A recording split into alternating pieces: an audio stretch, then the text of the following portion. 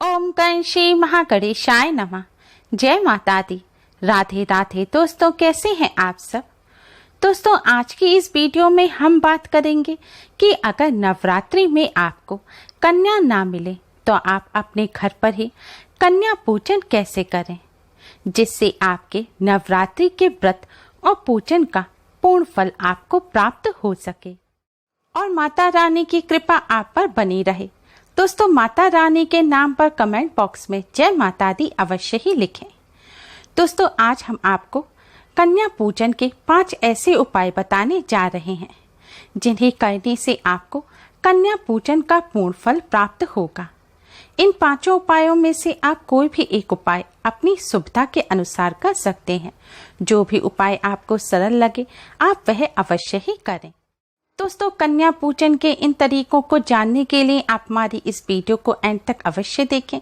आपने अगर हमारे चैनल को अभी तक सब्सक्राइब नहीं किया है तो हमारे चैनल को सब्सक्राइब कर लें और बेल आइकन को हिट अवश्य करें और इस वीडियो को लाइक और ज़्यादा से ज़्यादा शेयर भी करें।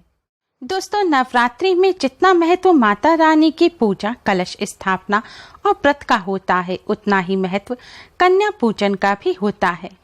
कन्या पूजन के बिना नवरात्रि व्रत और पूजा अधूरी मानी जाती है और व्रत का पूर्ण फल प्राप्त नहीं होता।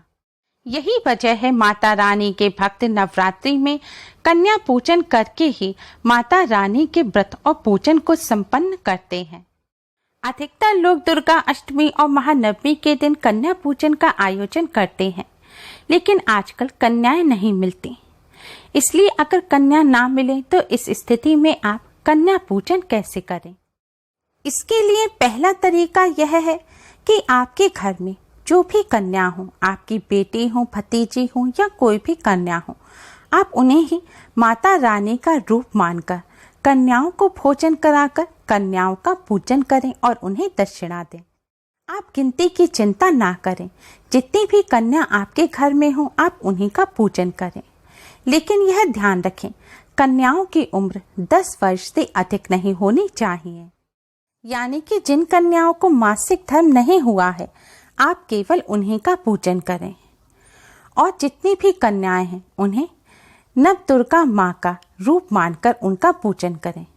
जैसे कि मान लीजिए आपके घर में एक कन्या है तो आप एक कन्या को 9 बार ही भोग लगाएं, यानी कि 9 बार ही थोड़ा थोड़ा भोजन कराएं और 9 बार ही अपनी इच्छानुसार आप उन्हें दक्षिणा या उपहार दें। अगर 2 कन्या हैं तो एक कन्या को आप माता रानी के 5 स्वरूप मानकर उन्हें 5 बार भोग लगाएं और 5 बार दक्षिणा दें और दूसरी कन्या को 4 बार भोग लगाएं और 4 बार ही दक्षिणा उपहार दें।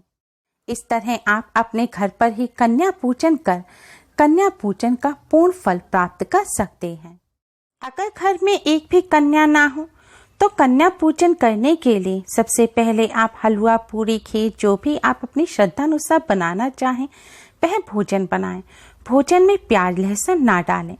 भोजन बनाने के पश्चात आप अपने मंदिर के सामने बैठकर इस भोजन को माता रानी के सामने रखें और हाथ में शुद्ध जल लेकर आप कन्या पूजन का संकल्प लें। अब आप माता रानी के सामने एक शुद्ध घी का दिया जलाएं और फिर माता रानी को ही कन्या भोज के लिए अपने घर आमंत्रित करें। माता रानी से प्रार्थना करें कि माता रानी, हम आपको ही कन्या का रूप मानकर आपका पूजन कर रहे हैं। फिर आप एक लकड़ी का पट्टा बिछाकर उसके ऊपर लाल रंग का कपड़ा बिछाएं। फिर सबसे पहले कन्या की तरह ही माता रानी के चरण पानी से धोएं। इसके पश्चात आप माता रानी को चौकी पर बिठाकर माता रानी को कुमकुम और अक्षत से तिलक करें। फिर इसके बाद माता रानी को आप भोग लगाएं और हाथ जोड़कर माता रानी से भोजन ग्रहण करने की प्रार्थना करें। प्रार्थना करने के पश्चात कन्या की तरह ही आप माता रानी को कुछ दक्षिणा या उपहार अवश्य ही दें। इस तरह पूजन करने के बाद आपने जो दक्षिणा या उपहार माता रानी को दिया है उसे आप मंदिर में ही रखा रहने दें और जब भी आपको कोई कन्या मिले तो यह उपहार या दक्षिणा आप उस कन्या को दे दें और जो माता रानी को भोग लगाया है उसे आप या तो गौ माता को खिला दें या फिर अपने परिवार के सदस्यों के साथ उसे प्रसाद के रूप में ग्रहण करें। दोस्तों, ऐसा करने से भी आपको कन्या पूजन का पूर्ण फल प्राप्त होगा। दोस्तों, इसके अलावा आप तीसरा तरीका भी अपना सकते हैं। इसके लिए आप कन्याओं को जो आपको भोजन कराना है उनके 9 पैकेट तैयार कर लें। आप चाहें तो केवल मीठा भी रख सकते हैं या फल भी रख सकते हैं। अब इन पैकेटों को आप मंदिर पर जाकर या तो कन्याओं में बांट दें या फिर आपके आस पड़ोस में जो कन्याएं रहती हैं आप उनके घर जाकर भी उन्हें यह पैकेट दे सकते हैं और आप इनके साथ कुछ उपहार या दक्षिणा भी दे सकते हैं। दोस्तों, ऐसा करने से भी आपका कन्या पूजन पूर्ण हो जाएगा। दोस्तों, कन्या पूजन का आप चौथा और सबसे आसान तरीका भी अपना सकते हैं। इसके लिए आप कोई भी सूखी सामग्री लें और उसका माता रानी को भोग लगाएं, जैसे कि बताशे या सूखा गोला, मखाने या मेवे।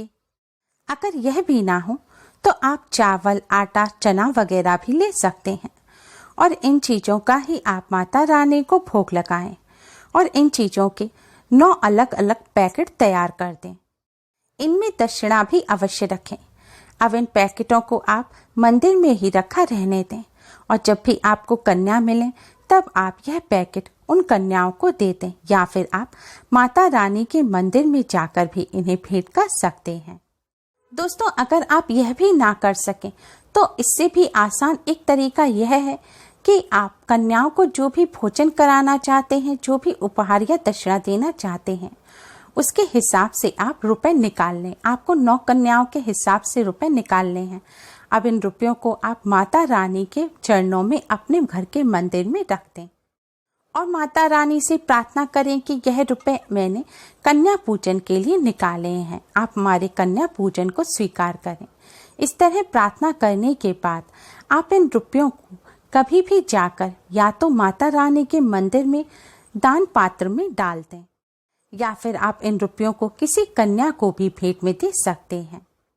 दोस्तों, नवरात्रि में माता रानी की गोद भरने की भी परंपरा है। माना जाता है ऐसा करने से सुख समृद्धि आती है और सौभाग्य में वृद्धि होती है।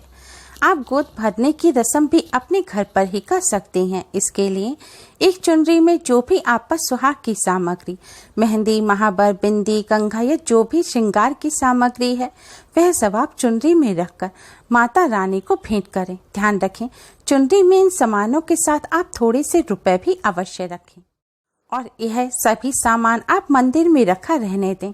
फिर आप जब भी माता रानी के मंदिर जा पाएं तो आप यह सामान या तो मंदिर में भेंट कर दें या फिर किसी सुहागन ब्राह्मणी को भेंट करें। माता रानी के प्रसाद के रूप में आप यह सामान खुद भी इस्तेमाल कर सकती हैं। ऐसा करने से माता रानी की कृपा से सौभाग्य में वृद्धि होती है और सुख समृद्धि आती है। दोस्तों, इन आसान तरीकों से आप घर पर ही कन्या पूजन भी कर सकते हैं और माता रानी की गोद भी भर सकते हैं, जिससे आपको नवरात्रि के व्रत और पूजन का पूर्ण फल प्राप्त होगा। उम्मीद है आपको हमारी ये वीडियो पसंद आई होगी। Please like, share and subscribe. Thanks for watching. Radhe Radhe. जय माता दी।